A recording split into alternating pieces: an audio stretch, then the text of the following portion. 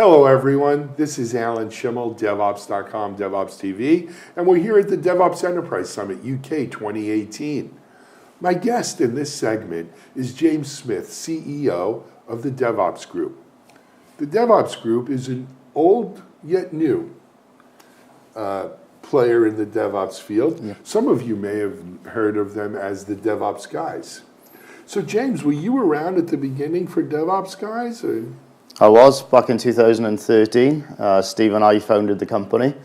It was just two of us back then, myself from a development background and Stephen from the operations side of the business.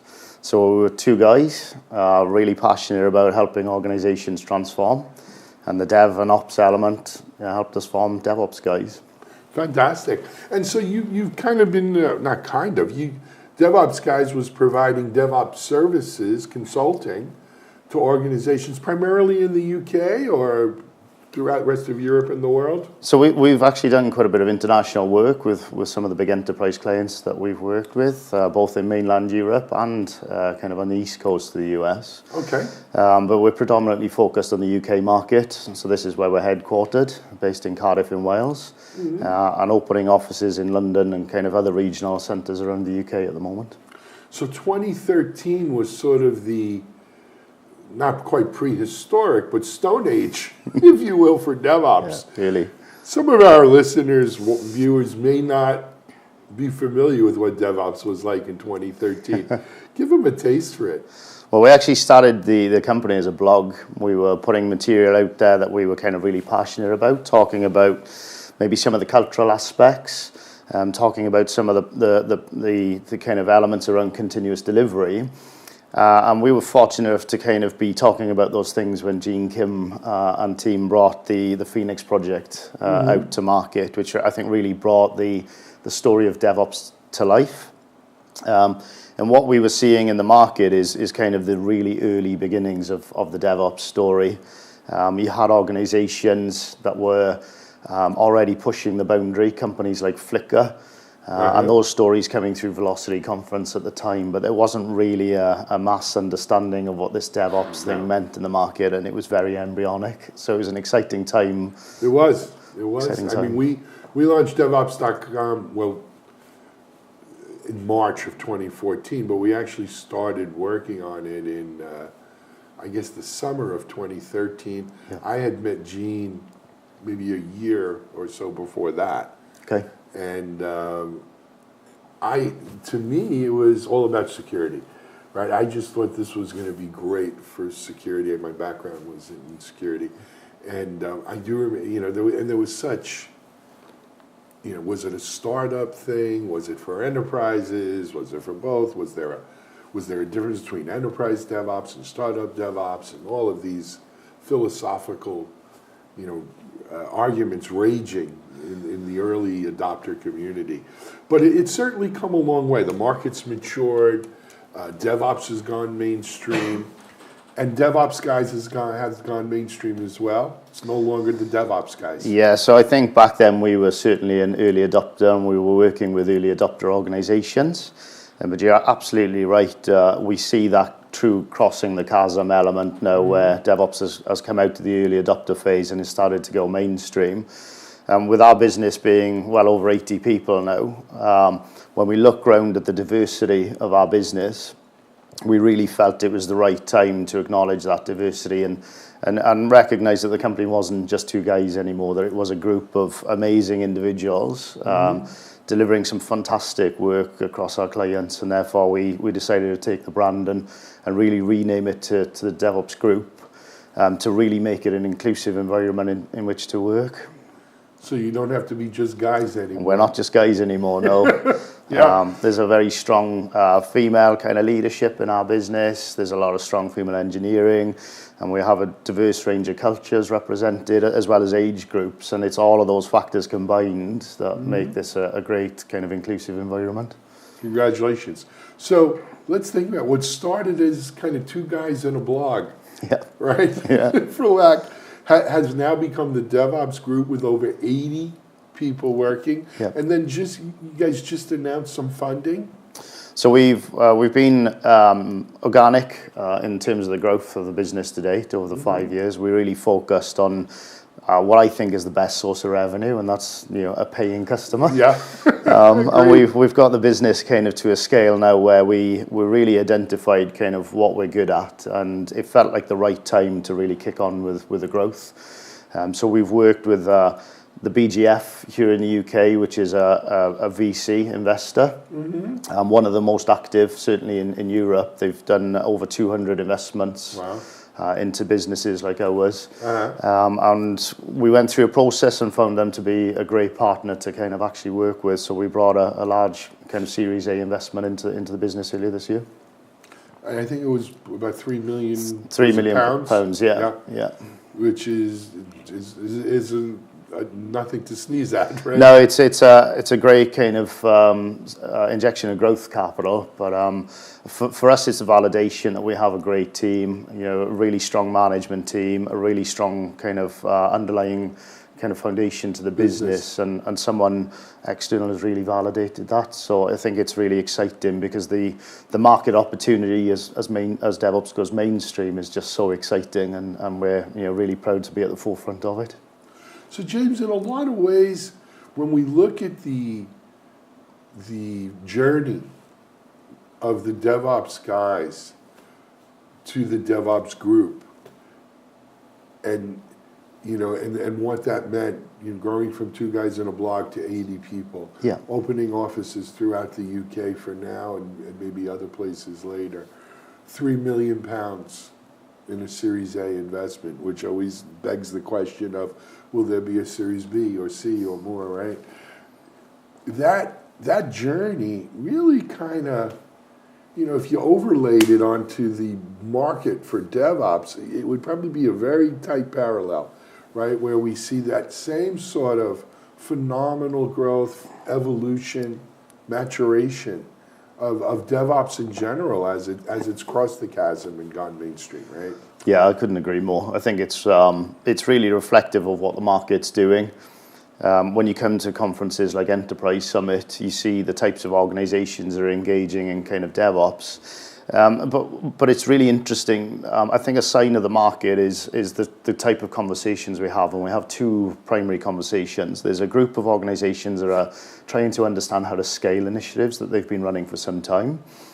But we have just as many conversations around DevOps 101 material of organizations now coming into the marketplace for the first time and saying, how do I start? Where do I get going? And these are pretty big companies, big teams of people, big engineering functions they're kind of just starting that journey. And to me, that's the sign that we're going mainstream in this market now. And that is, especially here, if you just went to the DevOps Enterprise Summits here in the US, and you hear companies that have been on their transformative journey for 3, 4, 5 years or more, you would think, oh my goodness, everyone knows what DevOps is and is well along their way, and is moving out from just sort of pockets of DevOps to enterprise-wide DevOps deployments. But sometimes you need to step back and say, wait a second, these companies, I don't know if they're bleeding edge, but they're early adopters still. The mainstream, the bulk of our market is still in front of us, right? I've seen recent reports, I don't know how recent, probably 2016, 2017, from Gartner and others, Forrester, that say maybe 60% of companies have dabbled or thought about DevOps. But really only probably 10% are what we would call DevOps through and through, right? DevOps enterprise-wide. So you look at that, and the market opportunity, as you said, is phenomenal.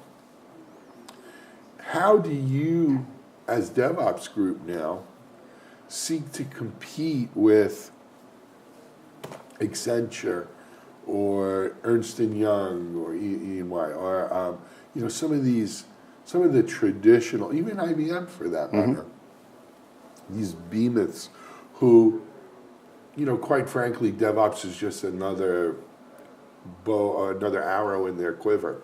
Right? They're not necessarily, that's not the only thing they're selling, that's for sure. Where's your competitive advantage? How do you compete with companies like that? Well, I think when you look at what's happening in the marketplace, digital transformation is now on the agenda of pretty much every C-suite executive in every company. I think what those organizations are now understanding is that to deliver these digital transformation initiatives, they need a high-performing IT capability underneath. And that's where our kind of specialism is. So we don't do all of the other things that the large kind of global SIs do or some of the other organizations that you've named. We're focused on doing one thing and doing it very well. So that allows us to kind of remain pretty lean and agile, which are concepts we bring into our client base. We practice those elements ourselves.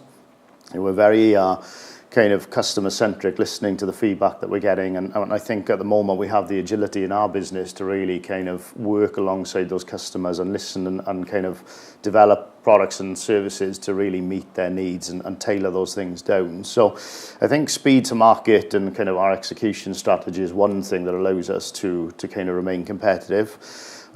We couldn't go out there into these organizations and talk about behaviors and culture without practicing everything that we preach. So we're really proud of the kind of inclusive culture that we've built. It puts very much all of the elements that we kind of look at in terms of business, empowerment, autonomy, vision and purpose, those types of elements of behavior that we're trying to help customers embrace are really sort of solidified in our own company. And I think that culture is something that really does set us apart from some other organizations, and we're very proud of it. I think the other thing I'd say, though, is one of the things that happens when a market is this big is that there's plenty of opportunity for everyone. We're not out there trying to compete with the big global SIs. They're great at what they do. They're really good companies, and they're delivering good services into a lot of their customer base. What we're intent on doing is helping the customers that we've identified that we can kind of do a really good job in. And I think there's plenty of opportunities for organizations like us, and we see more and more coming through into the marketplace every day, as well as the larger, more mature organizations to go out and really make a difference to the companies that we work alongside. I agree with you 100%. I think the sign of a healthy market is that there's room for the large SIs, as you say, for the specialists, such as a DevOps Group, and everything in between, right? Yeah. And you will see players move up and down that scale, right? And oftentimes, politics and DevOps makes for strange bedfellows, right? Today's competitor is tomorrow's acquirer, in many cases. And that brings me to the next thing. So where do you go from here? You've raised some money now.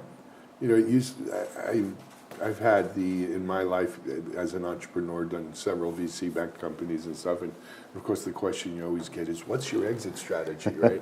And I hate that question. I think it's a terrible question. Never build a company. Someone much smarter than me once told me, if you make your company as a pig to market, you wind up with a pig. Yep. And so that's not the strategy. But what is the future of the DevOps Group? Well, I think internally, a lot of the kind of language that we've been using is that the kind of move to DevOps Group was the end of the beginning. Okay. So we're only just at the start of the next stage of the journey. So it's way too early to tell what it's going to look like. But we've identified the market forces that are out there. It's a big and expanding market. It's a super exciting space to be in. Every day we kind of that we're working with clients, we get feedback of the lives we've changed in IT departments, and for me that's the biggest kind of gratification we get back, where our clients are coming back to us and the staff inside those companies and saying, I value coming to work again, you've made it an exciting place to come and work, I feel valued. That type of employee satisfaction is the thing that drives us on as a business. That's not to take away the fact that, to kind of really get there, we have to bring in core engineering, we have to bring in automation techniques, we have to bring in education and all the other services that we offer. But if we can keep doing that over the near future and do that for more and more people in the IT space, I'd be really delighted. Congratulations. James, this is a great story. I think it's as we spoke about before we started recording, I mean, you embody, not you personally, but the DevOps Guys to DevOps Group story sort of embodies the DevOps market at large, right? And so your success is the DevOps market success as well. So we wish you lots of success. Thank you very much. Thank you for being our guest here today. It's been an absolute pleasure. Thank you. James Smith, CEO of the DevOps Group here at DevOps Enterprise Summit UK 2018. This is Alan Schimmel for DevOps.com and DevOps TV.